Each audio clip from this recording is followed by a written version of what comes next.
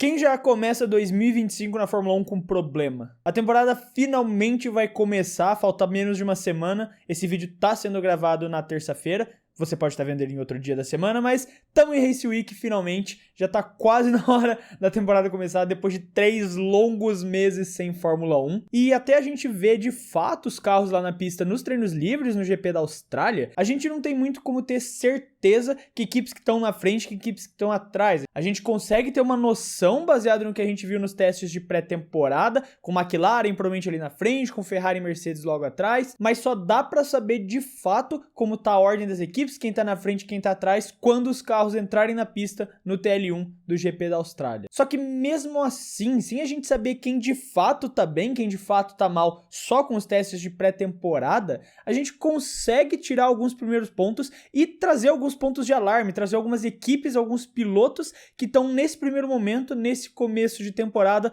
com um aviso de cuidado pro resto do ano. E é exatamente sobre eles que eu vou falar aqui nesse vídeo. Quem já começa 2025 com certo aviso de cuidado, com o painel ali do carro piscando, avisando que tá com algum problema que eles têm que ficar de olho. E antes de partir pro vídeo, eu também quero deixar o crédito, porque muitas das análises, muitos dos argumentos que eu li para poder trazer aqui para esse vídeo vieram lá do The Race, então fica o crédito pro pessoal do The Race. Então a primeira equipe que tá com esse sinal de alerta para tomar cuidado agora em 2025 é a Red Bull. Uma coisa que ficou muito claro durante os testes de pré-temporada da equipe é que eles tiveram muitas dificuldades de entender o acerto correto do carro para ele estar na melhor janela de operação dele. Eles não tiveram uma sequência limpa durante os testes que eles encontraram a melhor forma de operar esse carro. Ele ainda tem algumas certas instabilidades e alguns pontos que eles não conseguiram encontrar de fato para fazer com que o carro consiga operar com 100% da confiabilidade que eles esperam para esse novo projeto do RB21. É sempre bom lembrar que no final da temporada passada, o RB20 começou a se encontrar novamente depois de uma metade de temporada que ele praticamente ficou perdido, que a Red Bull se perdeu depois de encontrarem um problema que eles estavam ignorando desde a temporada retrasada, porque como o Verstappen estava vencendo todas as corridas, eles não se importavam tanto, mesmo que o Checo tivesse avisando que ele estava sentindo algo errado ali no carro, mas por conta das boas performances do Max, eles acharam que não tinha nada de errado, e esse problema foi escalando atualização após atualização, até o RB20 se tornar em algumas corridas, inclusive, a quarta força do grid. Mas a Red Bull conseguiu identificar esse problema, fazendo o caminho reverso das atualizações até entender em que momento essas atualizações começaram a dar errado, e depois que eles corrigiram esse problema, o carro foi aos poucos voltando a ser competitivo. A gente viu ali nas provas finais que o carro realmente tinha voltado a ser um dos melhores, se não até o melhor do pelotão em algumas determinadas corridas. E a expectativa da Red Bull é que com esses problemas corrigidos, eles pudessem começar agora com o RB21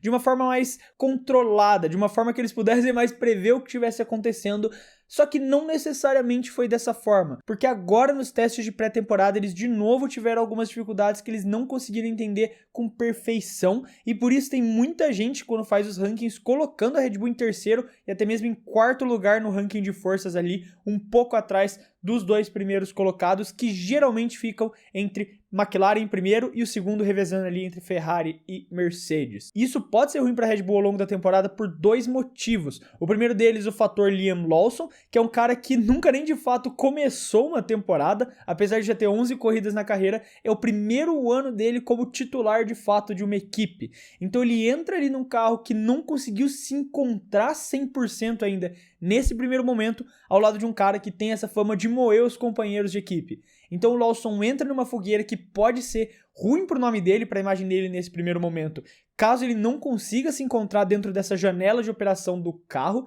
E o segundo ponto que também é muito negativo para a Red Bull é a questão do banimento ali das Flex Wings que vai rolar a partir do GP da Espanha. Porque esse carro atual, o RB21, foi muito construído ali na filosofia com a utilização das Flex Wings. Você pode ver nas câmeras on-board do carro que tiveram durante os treinos agora de pré-temporada que a Red Bull estava usando essa Flex Wing. E se mesmo com ela e todo o tempo de desenvolvimento que eles gastaram para trabalhar com essa inovação no carro, ele não conseguiu andar, vai ser muito interessante ver como a Red Bull vai se adaptar nesse novo regulamento, entre muitas aspas, que vai entrar ali a partir do GP da Espanha, que vai ser proibida a utilização das Flex Wings. Então a Red Bull está numa situação bem complicada nesse começo de temporada. Claro, a gente tem que esperar até o GP da Austrália para entender de fato se a equipe está bem operante ou não, mas nesse primeiro momento é das equipes grandes ali do top 4 da Fórmula 1 que mais parece ter tido alguns problemas no carro dentro dos testes de pré-temporada. Agora outra equipe que começa essa temporada com cuidado ali em cima pitando é a Aston Martin também.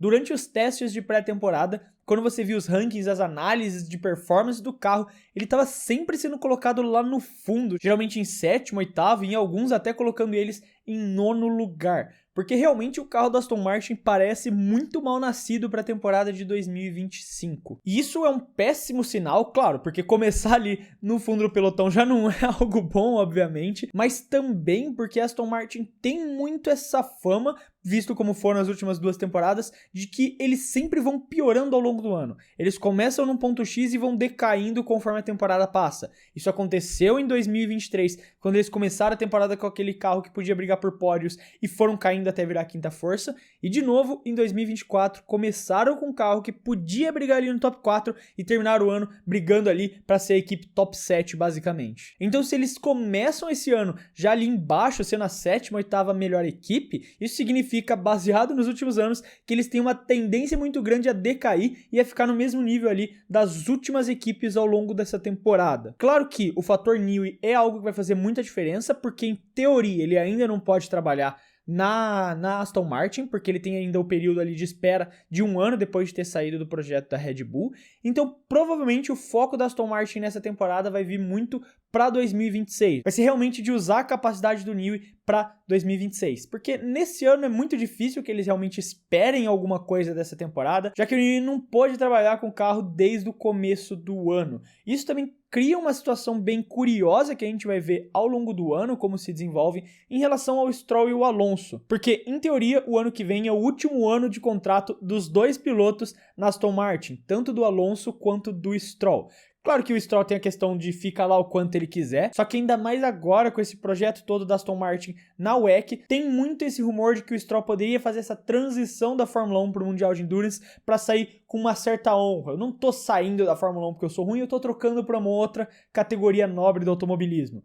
E o Alonso também ficaria ali na Aston Martin até o final de 2026, em teoria. Claro que pode haver uma renovação, mas isso significa que 2025 seria outro ano jogado fora na carreira dele, em todo esse projeto da Aston Martin, e 2026, o último ano do contrato dele, seria a única chance, caso o carro realmente vá bem, e tem alguns rumores dizendo que o motor Honda não tá indo tão bem no projeto para 2026, dele tentar ser campeão mundial. Então o sinal de alerta da Aston Martin para 2025 e possivelmente 2026 tá piscando muito forte antes do começo da temporada. A última equipe que eu trago aqui no vídeo que começa também com esse sinal de alerta e praticamente com um problema parecido com o da Aston Martin, de ter um 2025 que não vai ser bom e que possivelmente 2026 também não vai ser, é a Sauber. E é muito ruim falar isso porque a gente tá falando da equipe do Gabriel Bortoleto. E a gente quer que ela vá muito bem, a gente quer que ela seja uma equipe competitiva, mas quando a gente pega as principais análises, tá todo mundo praticamente colocando a Sauber em 10º lugar no ranking das equipes do pelotão. Os testes de pré-temporada mostraram uma Sauber meio inconsistente, com vários problemas que ainda precisam ser resolvidos, e apesar de ter feito bons tempos em alguns dias de testes, isso não necessariamente significa muita coisa. O tempo que você faz nos testes de pré-temporada não significa que você tem um carro bom, que você tem um carro ruim. Já que, de novo, o objetivo ali das equipes não é fazer o melhor tempo possível, não é abaixar o tempo, eles estão testando coisas nos carros. Então, você fazer um bom tempo, como o próprio Bortoleto fez no segundo dia de testes, não significa muita coisa. Como eu disse, o carro pareceu ser bem inconsistente, ainda com vários problemas vindos da temporada passada, e também nas análises médias ali de long runs, que são os treinos de corrida, basicamente, que as equipes fizeram, a Sauber pareceu ter as piores performances de todas as equipes do pelotão. Então, apesar da Sauber ter terminado melhor na temporada passada, ter terminado como uma equipe que era capaz de brigar na zona de pontuação nas 2 últimas corridas, esse ano parece que vão nascer com os mesmos problemas de 2024, um carro lento que não consegue competir com o resto do pelotão, e isso vai se guiar ao longo de todo 2025, muito provavelmente. E um dos grandes motivos para isso, querendo ou não, é essa entrada da Audi, esse foco para 2026. Porque como o próprio Binotto disse quando ele entrou no projeto, a Audi está muito atrasada. Quem estava cuidando do projeto antes dele, o Andrea Seidl, não estava fazendo um bom trabalho, ele não fala diretamente, ele não acusa o Seidl de não fazer um bom trabalho, mas ele deixa ali meio a indireta de que tá muito atrasado, de que tava desorganizado, de que não tava sendo bem gerido. Então o projeto da Audi acaba ficando muito atrasado por conta disso. Então eu realmente não duvido a Sauber tá jogando 2025 fora, tá deixando de lado essa temporada para conseguir tentar recuperar esse atraso de 2026 e quando entrar a equipe como Audi lá em 2026, ainda com essa dupla Hülkenberg e Bortoleto, eles terem um carro mais consistente, um carro meio de pelotão e que possa entregar alguma coisa. Então esse alerta que surge ali no painelzinho da Sauber não é necessariamente algo que eles não estejam cientes, é algo que eles estão muito bem cientes e estão escolhendo deixar ligado e bem vermelho ali, ignorando, não vão levar no mecânico para resolver, porque provavelmente eles sabem que não vale a pena investir na temporada de 2025, trazer todo esse investimento, sendo que o máximo que eles podem conseguir é brigar por pontos em algumas corridas, e isso já sendo muito tarde na temporada para realmente valer alguma coisa. De fato, o melhor caminho que eles podem tomar nesse momento é então focar os investimentos em 2026, que a equipe entra como auge e eles têm 2 pilotos muito bons, sendo uma promessa de campeão mundial e um outro piloto experiente que consegue entregar bons resultados numa equipe de meio de pelotão para 2026. E por fim, o último grande aviso, e acho que o mais sonoro de todos, que tá piscando vermelho gigante assim, acho que o carro inteiro tá piscando vermelho nesse caso, nem é de um carro, para falar real, mas sim do Jack Durham. Esse aqui eu já falei várias vezes no clube da F1, mas o Durham é quem tá com o maior alerta vermelho, o maior sinal vermelho de todos. Uma cena que ficou muito famosa recentemente foi a do Drive to Survive, que é o Flávio Briatore falando: eu controlo você em cada centímetro, eu mando em você.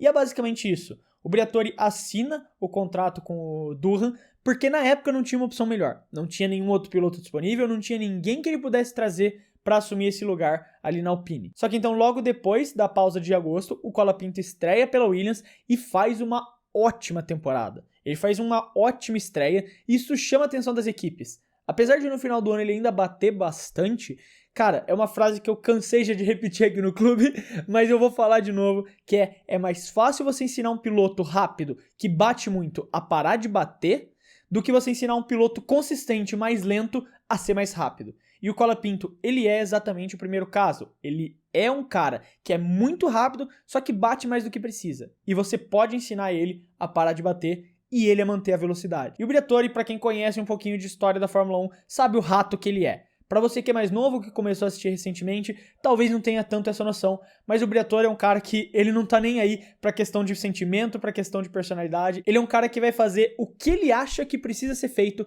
para vencer.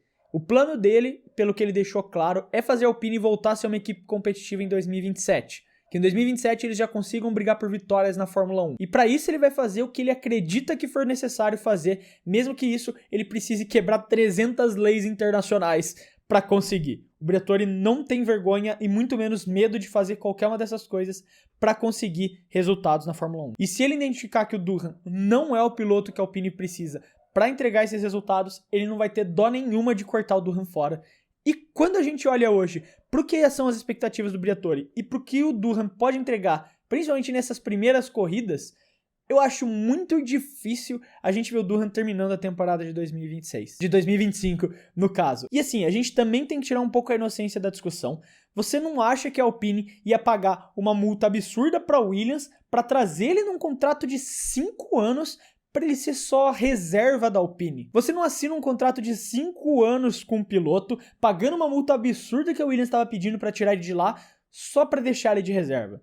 É muito difícil acreditar que a Alpine já não está decidida, que o Briatore já não está decidido, que ele vai colocar o Colapinto em algum momento nessa temporada. Então, por conta disso, o Durham é quem tem o sinal vermelho mais alerta, mais piscando de todos e que provavelmente não termina a temporada de 2025. Mas aí tá, esses são os nomes que eu acredito que estão começando o ano com alerta vermelho piscando ali. Eu quero saber a sua opinião, então não esquece de deixar ela aí nos comentários. Se você quiser continuar a discussão, você pode fazer isso clicando no primeiro link aqui da descrição e entrar no Discord do clube, que a gente fala de Fórmula 1 o tempo todo. Se você quiser ajudar o clube, você pode fazer isso se tornando membro, clicando aqui embaixo no botão Seja Membro e ter acesso a alguns videozinhos exclusivos que eu faço para os membros, como uma forma de agradecer vocês que estão apoiando o clube já há tanto tempo também. São basicamente alguns videozinhos mais curtos, reagindo a alguma coisa que aconteceu no mundo da Fórmula 1 e que não vale um vídeo, uma análise completa dessas daqui. Mas caso você não queira ver virar membro, você pode ajudar muita gente também se inscrevendo aqui no canal, que já ajuda muita gente a poder continuar produzindo esses conteúdos aqui para vocês. Eu quero deixar um abraço para você que ficou até aqui